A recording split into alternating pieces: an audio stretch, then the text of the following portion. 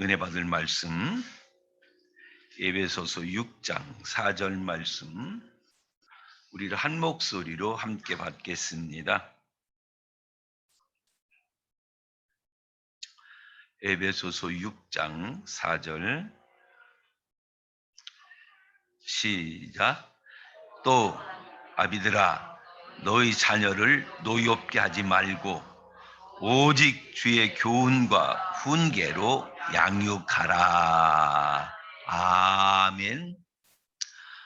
올은 실록이 우거지고 또 만물이 힘있게 막 솟아나지요.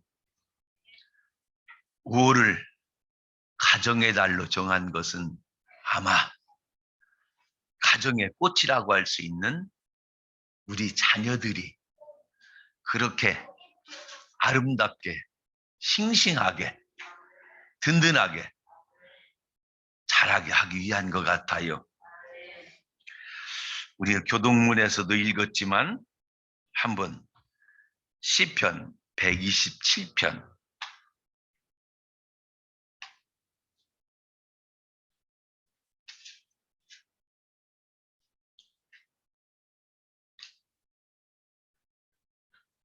3절 말씀 우리 함께 읽겠습니다. 시작. 보라, 자식들은 여호와의 기업이요 태 열매는 그의 상급이로다. 아멘. 예, 여기 보니까 자식은 무엇이라고요? 하나님이 우리에게 주신 기업이래. 할렐루야. 네.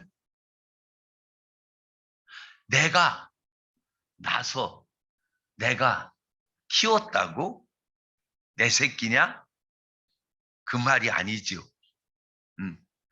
하나님께서 나를 사랑하셔서 나에게 자녀를 주시는데 그 자녀가 하나님의 기업으로 우리에게 주셨다라는 것이에요.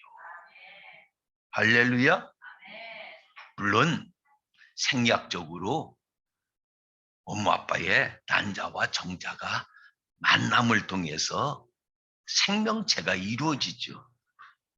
그런데 그 신비한 역사를 이루가시는 분이 누구냐? 바로 우리 하나님이시라는 것이에요.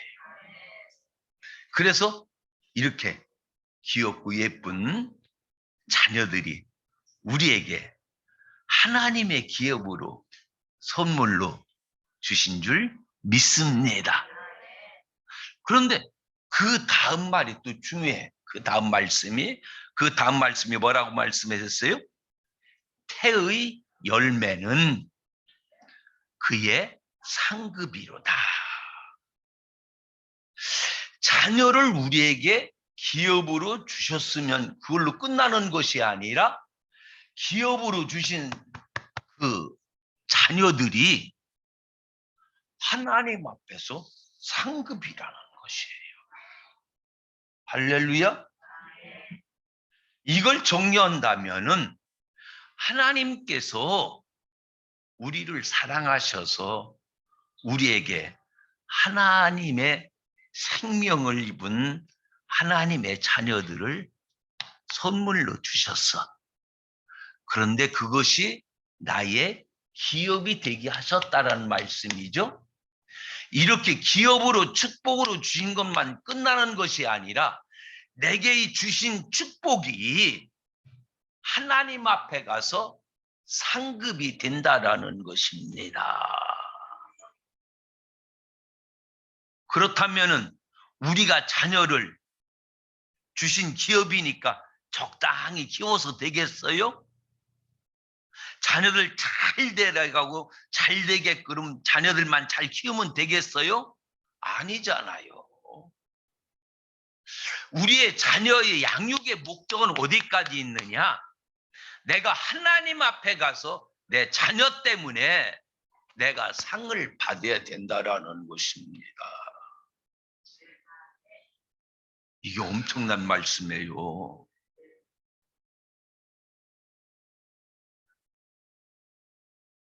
목사님들끼리 모여서 하는 이야기가 있어요. 여기서 말해도 될지는 모르겠지만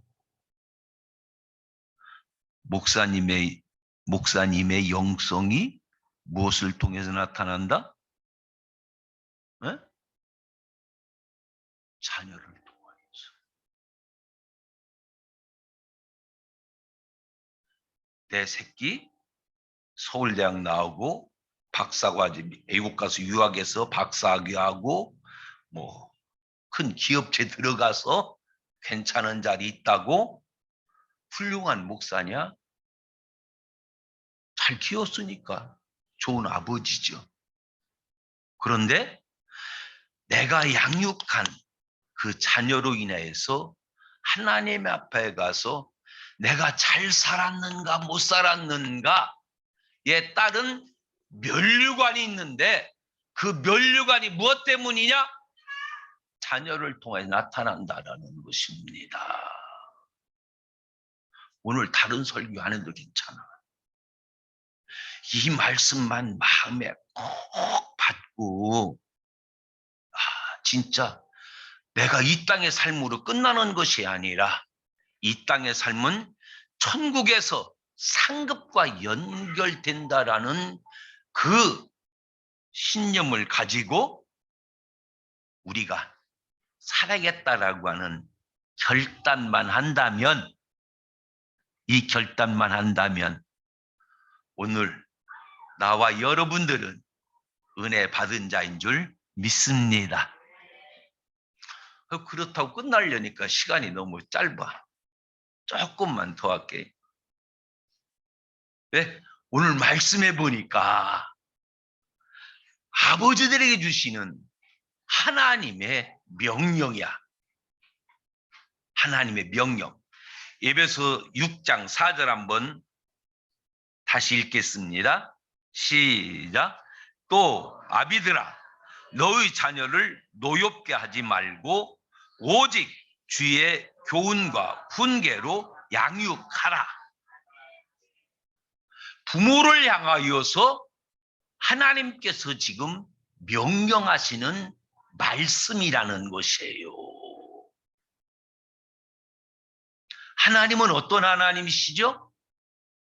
우주 만물을 창조하신 창조주 하나님이시잖아요. 그런가 하면 그 하나님은 창조의 위대함도 있지만 지으신 그 모든 세계를 지금도 한치의 오차도 없이 운행하고 계시잖아요.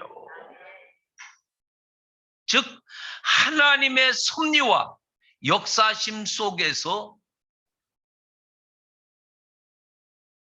모든 것이 순리적으로 돌아가고 있잖아요. 단 인간이 이뤄가는 과정에서는 지들이 하나님보다 조금 낫다고 고집 부리는 바람에 조금 잘못된 부분도 있지만 하나님께서는 정확하신 분, 능력이 우주 만물을 창조하시고 지으신 그 세계를 운행하시는 하나님의 명령이라면 내가 하나님 자녀 되었다라 한다면 하나님의 명령 따라야 돼요, 안 따라야 돼요? 순종해야 돼요, 순종 안 해야 돼요? 그렇다면은 하나님의 자녀든 신앙의 부모는 또 앞으로 부모가 될 사람들은 오늘 말씀을 마음에 깊이 새기고 이 말씀을 실천함으로 말미암아 하나님 앞에 섰을 때 상급받는 축복의 사람, 영광의 반을 이룰 수 있는 그런 은혜의 시간 될 수 있기를 주님의 이름으로 축원합니다. 할렐루야. 그렇다면은 하나님께서 지금 우리에게 요구하시는 것이 무엇이죠? 두 가지죠. 첫 번째는 무엇이에요? 따라합니다. 너희 자녀를 노엽게 하지 말라. 아멘. 네. 자녀를 노엽게 하지 말라니까 쉽게 내가 수용할 수 없는 듯 아멘 하시는 분들이 없어. 그냥 자녀 잘 키우면 되지. 어떻게 부모가 자녀를 노엽게 할 수 있나? 나는 자녀를 노엽게 한 일이 없어. 이런 분들이 많으신 것 같아. 그런데 하나님께서 이렇게 부모를 향하여서 아비들아, 너희 자녀를 노엽게 하지 말라 명령하신 것은 왜 명령하셨어요? 우리 부모가 자녀를 양육하는 과정 속에서 자녀를 노엽게 한다라는 것입니다. 화나게 만든다라는 것입니다. 왜 그렇습니까? 자녀들이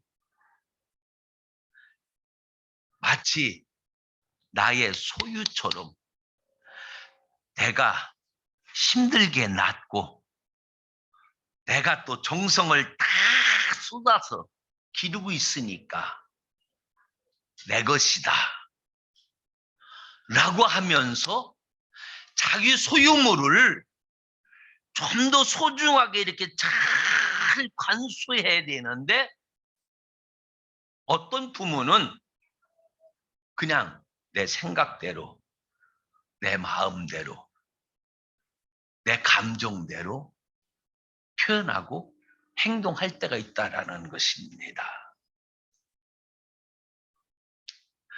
어린아이의 인격이 완전히 성숙되려면은 어떤 사람은 뭐 3, 4살이면 된다. 어떤 사람은 7, 8살 먹어야 된다. 이러는데 아이가 태어나면서부터 그는 하나의 인격체였거든요.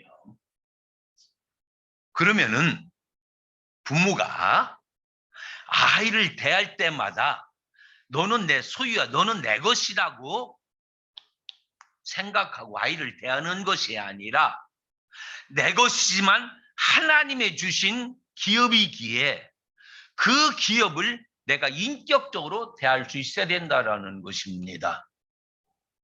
그런데 인격적으로 대하려면은 서로가 다를 수가 있을까 없을까요? 틀릴 수는 없어요. 틀릴 수 없지만 부모와 자녀 간에 다를 수 있다는 것입니다. 다를 수 있다는 것을 인정한다라고 한다면 그 다른 존재끼리 인격적으로 대하려면 어떻게 해야 돼요? 내가 요구하는 것이 자녀들이 수용하지 못한다 한다 할지라도 나는 어떻게 됩니까? 자녀가 수용할 수 있도록 내가 최선의 노력을 다해야 된다는 것입니다. 내 자녀가 이해할 수 있는 언어를 구상하든지 표현을 쓰든지 하면서 자녀가 내가 지금 말하는 것을 충분히 수용할 수 있도록 논리적으로 아이 수준에 이해할 수 있는 그 논리적으로 아이에게 말할 수 있어야 된다는 것입니다. 그런데 많은 부모님들이 어떻게 뭔 마 와서 귀찮게 저리 가 쓸데없는 소리 하지 마 비껴 안 가니 하지 마 안 돼 인격을 좀 의식하고 상대가 이해할 수 있는 언어를 사용하는 것이 아니라 내 생각대로 내 마음대로 말을 해버린다라는 것입니다. 그러면은 자녀가 내게 뭔가 메시지를 주려고 왔는데 엄마 아빠가 거절할 때는 우리 엄마 아빠는 나하고 말도 하기 싫은가 봐. 그리고 자기들이 시간 나고 좀 여유 있고 그러면 이리 와봐 이쁜 새끼 이리 와봐. 그러면서 그때는 뭘 하려고 그러는데 자기 좋을 때만. 그럼 애들 기분 좋을까요? 안 좋을까요? 화가 날까요? 안 날까요? 하나님 정확히 보셨잖아요. 우리 부모들이 오늘 이렇게 자녀들을 노엽게 만들고 있다라는 것입니다. 그런가 하면은 아이들의 감정을 이렇게 무시하는 경우가 있는가 하면은 또 아이들이 하나만 있다 보면 집중하니 괜찮은데 둘, 셋, 여덟 있다 보면은 편애하는 아이가 있어요, 없어요? 있잖아요. 편애를 받는 아이는 사랑받으니까 흡족해. 그런데 사랑받지 못한 아이는 그것이 상처가 된다라는 것입니다. 한 초등학교 4학년짜리가 시험을 봤는데 너무 엉망이더라는 것이에요. 그래서 이상하다. 얘가 이럴 수 없는데 왜 이럴까 해서 이제 지능을 테스트했대요. 그랬더니 지능 지수가 상당히 높더라는 것입니다. 이상하다. 그래서 상담 교사에게 데려갔더니 상담 교사가 대화를 하니까 아이가 상담 교사들은 아이 수준에서 아이들이 언어를 사용하잖아요. 대화를 하니까 아이가 첫 마디가 하는 소리가 나 죽고 싶어요. 4학년짜리 입에서 나 죽고 싶어요. 왜? 그랬더니 우리 엄마가 계모 같아서요. 그럼 너네 엄마 친엄마 아니야? 그랬더니 친엄마 맞아요. 그런데 왜 계모 같다고 하지? 어떤 때는 잘 하다가 어떤 때는 나를 막 때리고 야단을 치고 그런다는 것이에요. 한마디로 기분 좋을 때는 잘하는데 기분 나쁘면은 막 한다는 것이에요. 그래서 부모님들이 힘들고 하다 보니까 그럴 수 있어. 나도 그렇게 생각하고 지금까지 참고 이해하고 살았어요. 4학년짜리 입에서 나온 말이에요. 오늘 우리들이 자녀를 양육하면서 자녀들의 감정을 무시한 채 내가 사랑하고 싶으면 사랑하고 사랑하기 싫으면 귀찮은 존재로 취급해버린다라는 것입니다.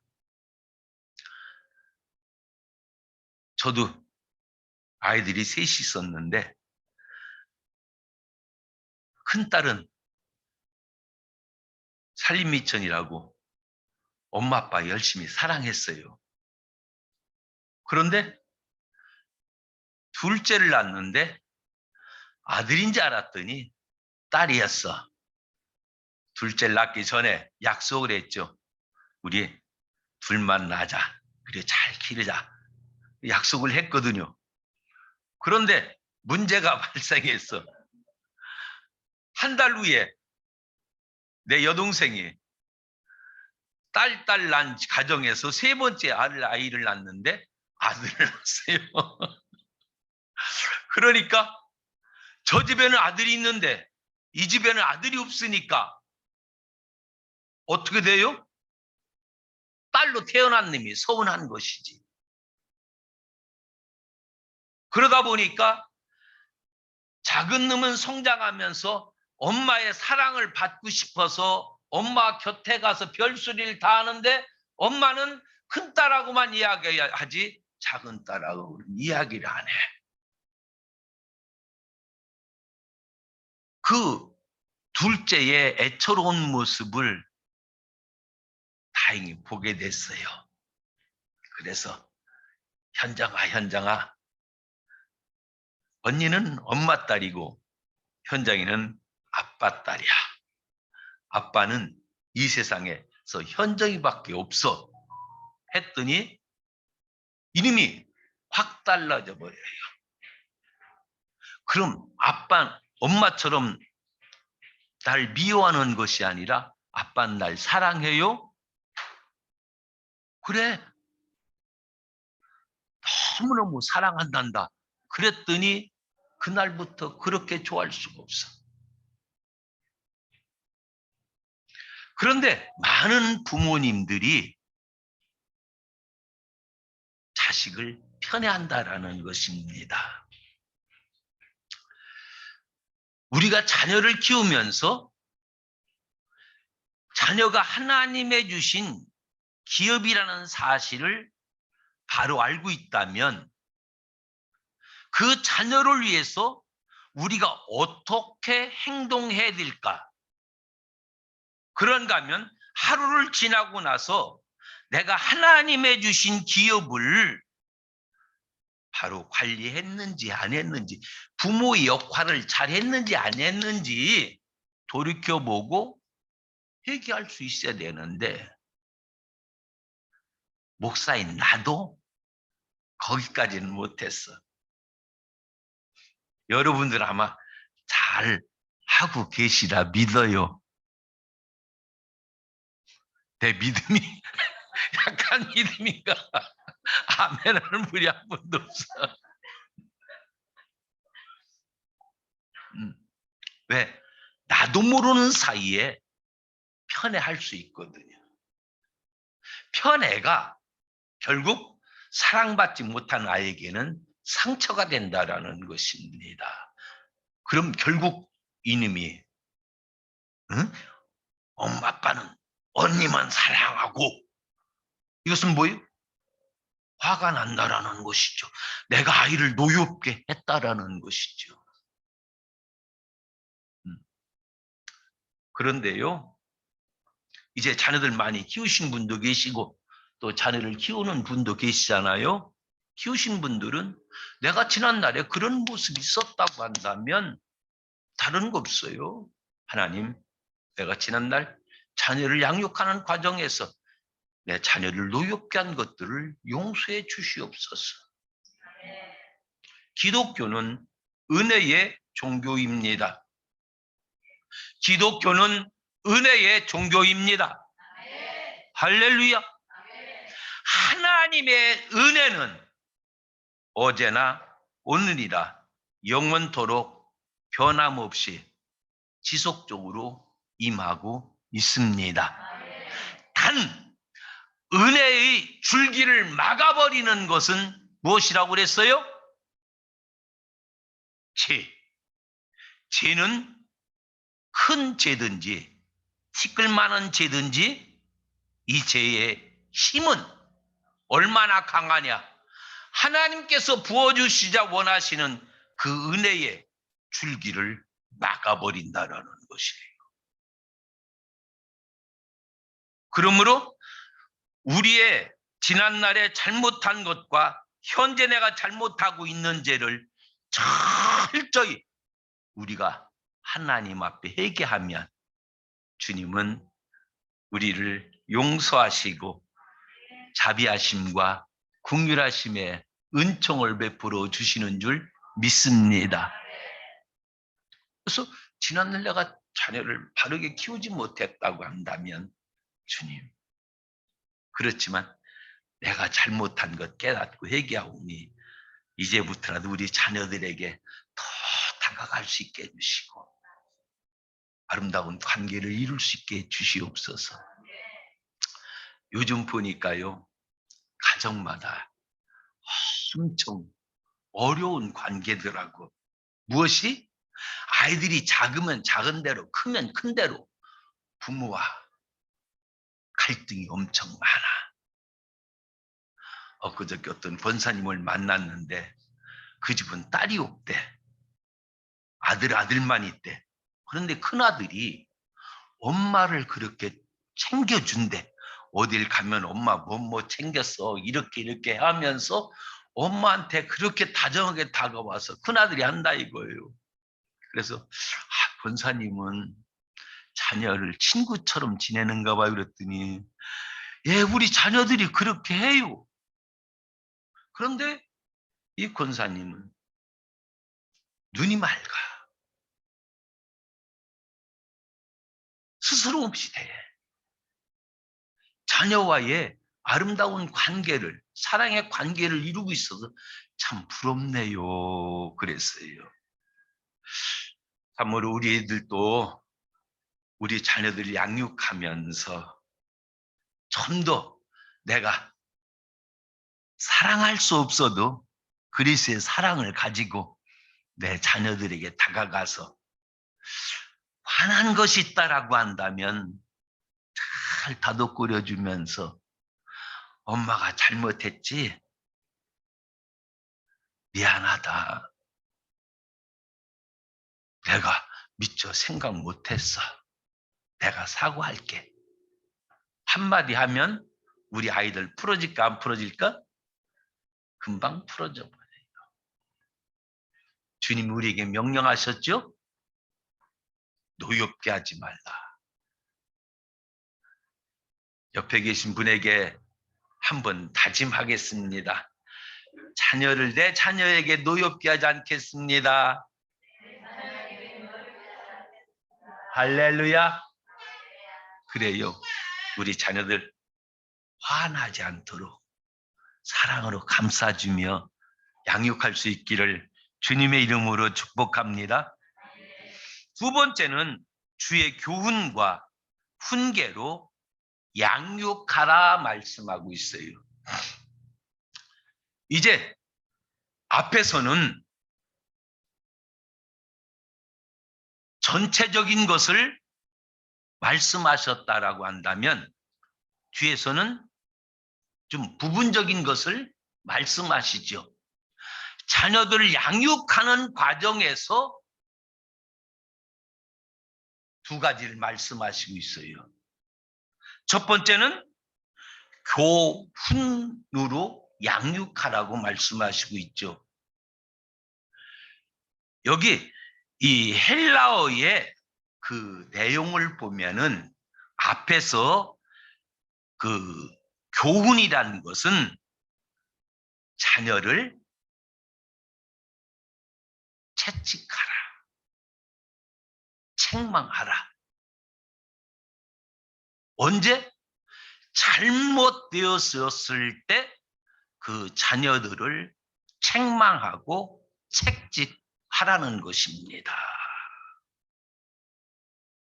앞에서는 아이들의 감정이 상하지 않게, 화가 나지 않게 하라겠는데 지금 뒤에서는 자녀를 양육하는 과정 속에서 채찍하고 책망하라.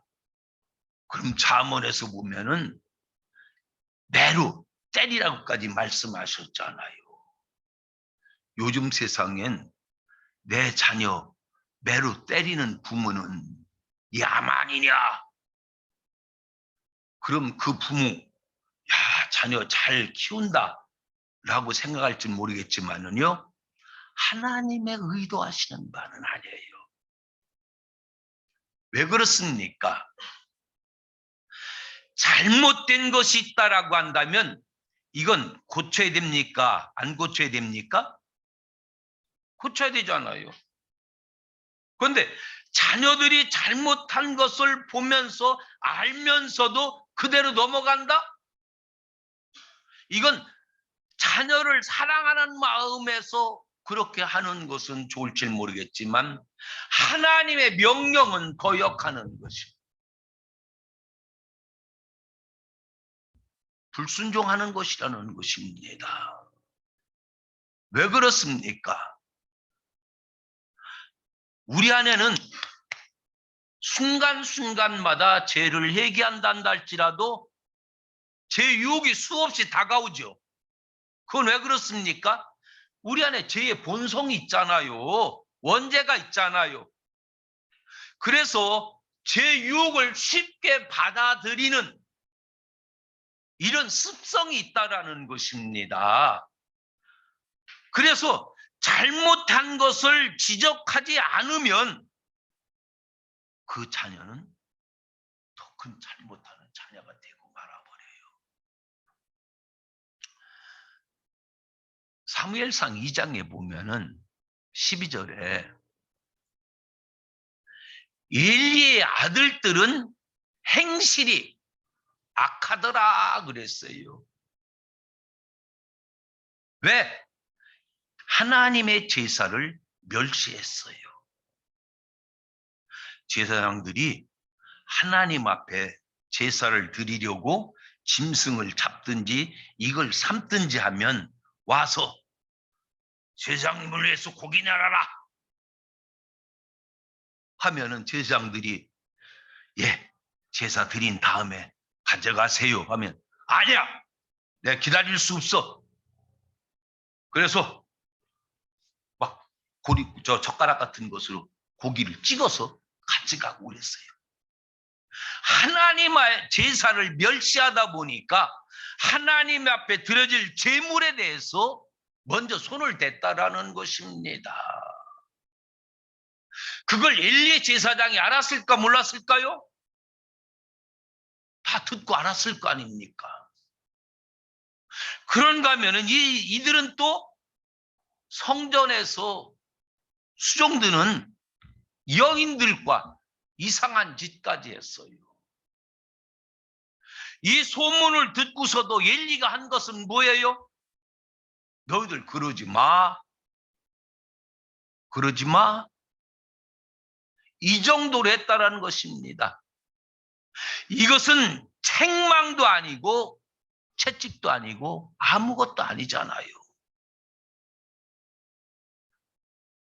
자녀가 잘못된 것을 아는 엘리 제사장인데도 그 자녀를 바르게 교육하지 못하다 보니까 30절에 보면은 하나님께서 말씀하십니다. 나를 존중하는 자는 나도 그를 존중할 것이고 나를 멸시하는 자를 나는 경멸해버리겠다. 엘리 제사장의 두 아들을 향해서 하시는 말씀이죠. 그렇잖아요. 하나님을 존중하는 사람 하나님께서 존중해 주십니다. 존중받게 해주셔요. 어떻게 하나님이 우리를 존중하게 해주셔? 사람들이 나를 존중하게 해주신다라는 것입니다. 그런가 하면 하나님을 멸시하는 사람은 하나님께서 어떻게 하셔요? 홈리와 비느하스 이 두 사람 때문에 결국 법궤도 전쟁 나가서 법궤도 뺏기고요. 한순간에 다 죽어버리고요. 전사했다는 소식을 들은 엘리 제사장은 의자 앉았다 넘어지면서 목이 부러져 죽고 남편과 시아버지가 한날에 죽었다는 소식을 들은 며느리는 아이 낳다가 죽어버렸어요. 자녀를 책망해야 할 때에 책망하지 아니하였더니 엄청난 결과를 낳고 말았다라는 것입니다. 다시 한번 잠깐 앞으로 가서 앞에서 제가 무엇을 강조했죠? 자녀는 하나님의 주신 기업이고 이 기업은 내가 장차 하나님 앞에 갔을 때 상급이다 라고 말씀하셨잖아요. 그렇다면은 엘리는 자녀를 통하여서 상급이 아니라 하나님의 진노가 임하고 말았잖아요. 나와 여러분들에게 하나님의 이 엄청난 진노가 임하면 안 되잖아요. 그것을 막는 길은 자녀가 잘못했을 때는 초달해야 된다라는 것입니다. 매로 때리라는 것입니다. 그런데 매로 때릴 때 내 감정에 치우쳐서 때리는 것이 아니라, 하준아, 하준이 있어? 하준아 이리 와봐. 너 지금 네가 이렇게 했는데 이걸 잘한 거야 못한 거야? 못했어요. 인정한다면은 좋아. 네가 잘못한 것을 이제 알았으니까 다음부터는 이걸 하면 안 된다? 그러면은 하준이도 알았어요. 단 다음에 또 이렇게 할 때는 엄마가 너를 해초리로 몇 대를 때릴 거야. 그리고 약속을 해. 그리고 도장을 찍어. 복사까지 해. 코팅까지 해. 응? 약속했어. 그리고 그 다음에 잘못했을 때 이리 와봐. 너 지난번에 엄마하고 약속해서 코팅한 거 있지? 그게 뭐지? 지가 말할 거 아니야. 그럼 엄마가 너 때린다고 그랬어. 맞아야 돼? 안 맞아야 돼? 맞아야 돼. 그러고 때릴 때는 아이의 상처가 전혀 안 됩니다. 그리고 이렇게 매를 맞으면서 자란 아이는 나쁜 습관을 고치게 돼요. 그러니 자녀를 고상한 척하면서 어떻게 야만인처럼 매를 대라고 하면서 그대로 두시겠습니까?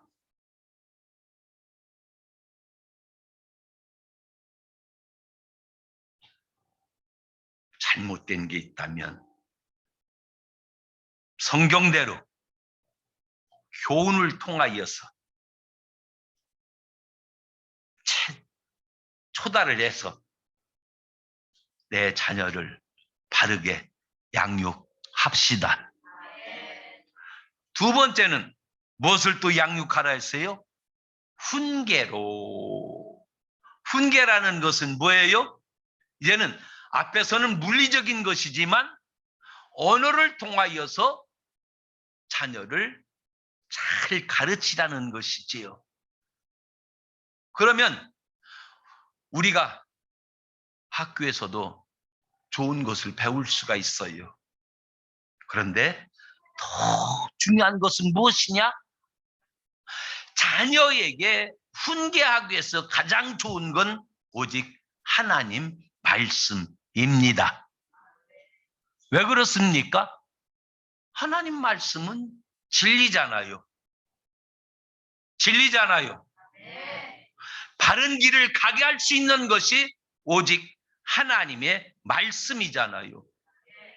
그래서 시인은 시편 119편 105절에 보니까 하나님의 말씀은 나의 발에 등불이요 내 길에 빛이니라. 할렐루야.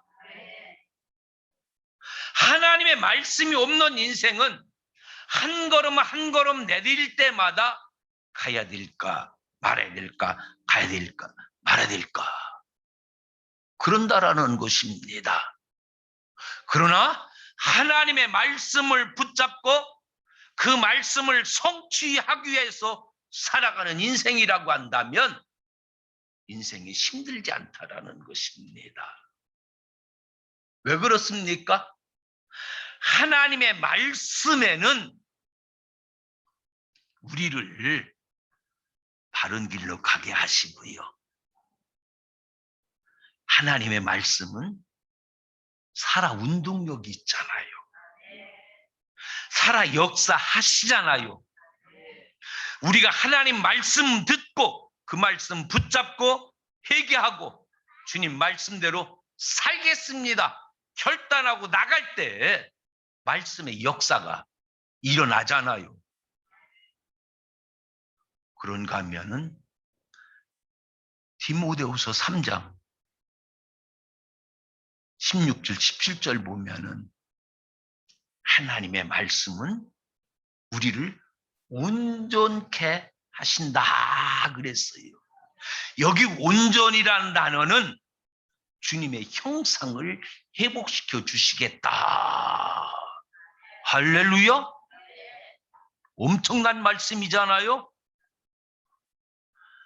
창세기 1장 26절에서 27절에서 하나님이 우리가 우리 형상대로 사람을 만들자고 하셨어요. 우리가 지음을 받을 때는 하나님의 형상으로 지음을 받았는데 아담이 범죄함으로 말미암아 우리 안에 있는 하나님의 형상이 감춰져 버렸어요. 죄로 오염됨으로 말미암아 육성이 드러나기 시작했다라는 것입니다. 그러나 우리가 하나님 말씀 안에 사로잡혀 살아가면은 어떤 결과가 나타나요? 갈라디아서 5장 17절에서 보니까 육체의 소욕은 성령의 소욕을 거스려 버리고 육체의 생각은 하나님을 이겨먹는다는 말씀이에요. 성령의 소욕은 육체의 소욕을 거스린다고 그랬어요. 이렇게 성령의 소욕에 이끌려 성령의 인도하심을 따라 살아가는 사람들은 무슨 열매를, 어떤 성령임을 맺는다? 사랑과 희락과 화평과 오래 참음과 자비와 양선과 온유와 절제와 충성이니라. 이것이 무엇입니까? 하나님의 형상을 만들어준다라는 것이에요. 그러므로 내가 그 말씀을 붙잡았다고 한다면 하나님 나의 삶 속에서 육체의 정욕대로 살아가는 자가 아니라 성령님의 인도하심 따라 순종하는 삶이 되게 해 주시옵소서. 할렐루야. 그것을 수시로 기도할 때 성령의 열매를 맺어서 주님의 인격과 성품을 닮아서 하나님의 형상을 회복하게 될 줄 믿습니다. 할렐루야. 내 자녀가 진짜 세상에서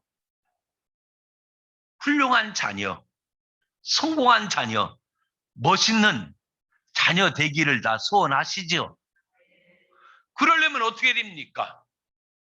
신명기 28장 1절에 보니까 내가 여호와의 말씀을 듣고 지켜 행하여 순종하면 어떻게 하신다?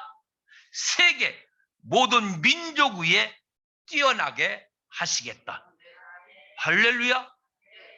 내 자녀들이 세계적인 사람이 되길 원하신다면 하나님 말씀 순종해야 된다라는 것이에요. 윤여정 씨가 아직 신앙 간증은 안 했어요. 그분이 그렇게 악착같이 살 수 있었던 것은 체면이 무엇이고 다 덮어버리고 악착같이 살 수 있었던 것은 신앙 때문이었거든요. 그래서 오늘 세계적인 배우로 하나님이 높여주시잖아요. 이렇게 하나님의 말씀은 우리 자녀들을 존귀하게 만들어 줍니다. 근데 여기 또 한계가 부딪혀. 안 해본 게 아니야. 그렇죠?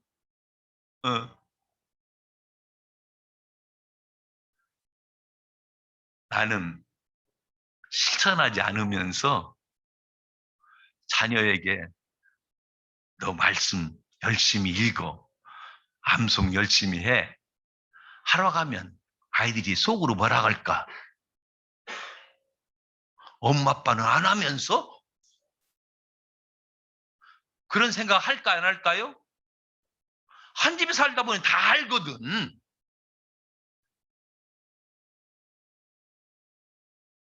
그러니 왜 안 될까요? 말씀 앞에 순종하며 가르치는데도 왜 안 될까요? 내가 안 하고 그것이 좋으니까 자녀만 시켰어. 그러니 자녀들은 엄마 아빠도 안 하면서 요한예술내가 그렇게 훌륭한 사람이 될 수 있었던 것은 그의 어머니 수잔나가 있었어요.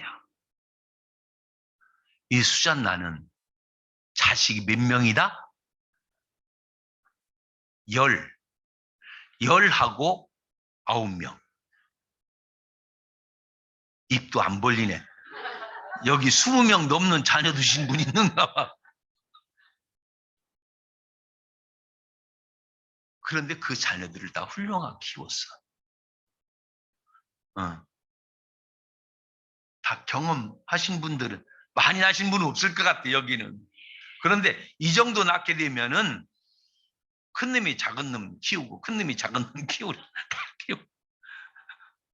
그런데 자녀들이 다 훌륭하니까 한 기자가 수잔나에게 물었대요. 여사는 어떻게 해서 자녀들을 이렇게 훌륭하게 키웠습니까? 그랬더니 수잔나 말하는 것이 나는 자녀를 키우면서 하나님의 말씀 앞에는 절대 복종하게 만들었습니다. 어떻게 하셨습니까? 그랬더니 당신이 성경을 펴놓든가 당신이 기도하는 시간에는 아이들이 어떤 일이 있어도 엄마를 타치 안 하게끔. 왜? 이 시간은 하나님과 지금 만나는 시간이고 하나님과 대화하는 시간이기 때문에 너희들을 만날 수 없다. 라고 하면서 성경을 읽었고요. 그리고 아이들에게 5살 이전에 하나님 말씀 앞에 절대로 순종하게 만들었대요. 안 되면 해초리를 때려서라도. 그랬더니 그 자녀들이 하나님 말씀 붙잡고 순종함으로 승리하는 사람이 되었다라는 것입니다. 요한예술내가 그렇게 위대한 목회자가 될 수 있었던 것도 평탄했던 것은 아니지요.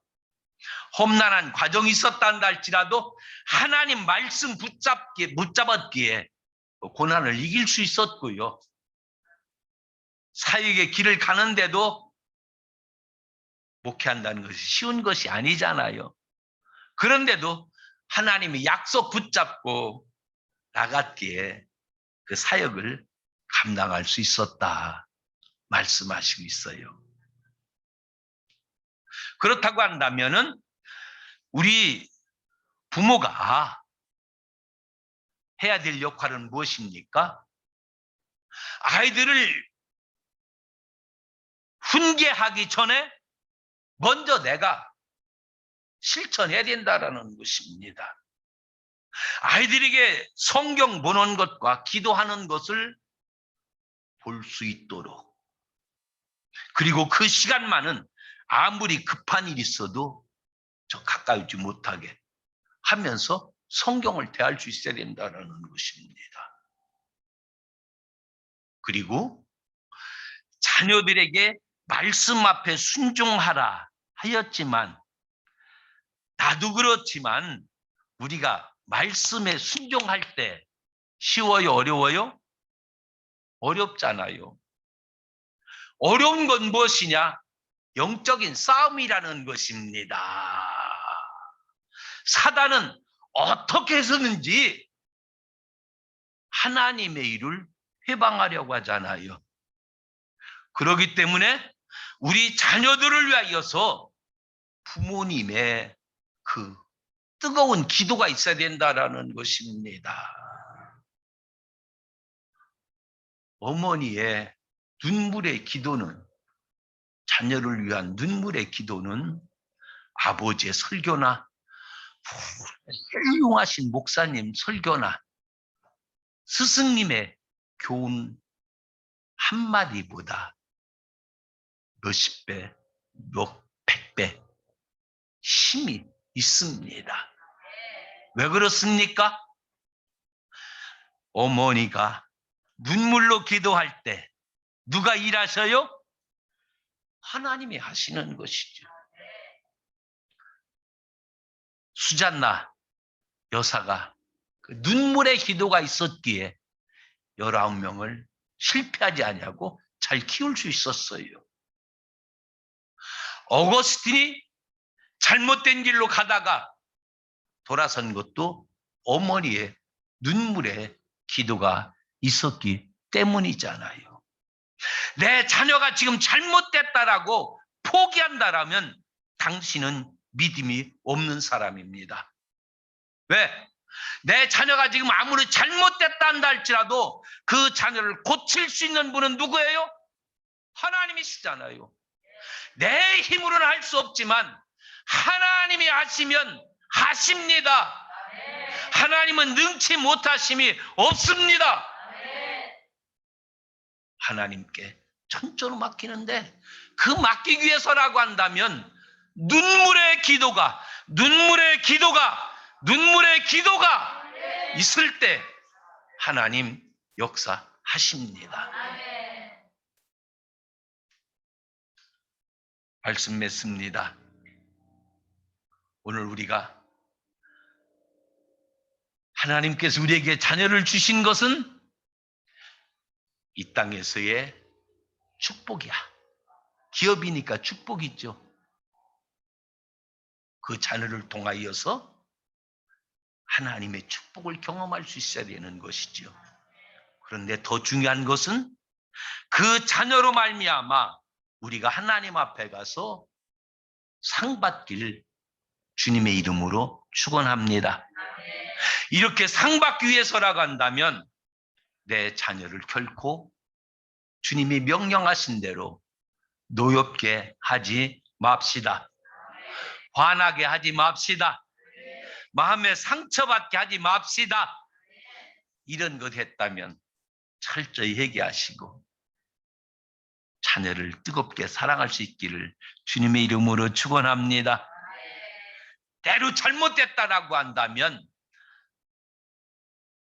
좀 양육 말씀으로 야단도 치시고, 안 되면 매드 좀 초달하시고, 그리고 말씀을 가르치셔서, 그리고 눈물의 기도로 말미암아 우리 자녀들이 주님 앞에서 아름다운 기업으로 성장하고 모든 사람들 앞에 존귀 여김 받는 그런 자녀로 성장함으로 말미암아 주님 앞에 갔을 때 부모로서 충성했다, 수고했다, 주님이 우리를 쓰다듬어 주시고 두들겨 주시고 안아주시고 면류관 쓰임받는 그런 역사를 이룰 수 있기를 주님의 이름으로 축원합니다.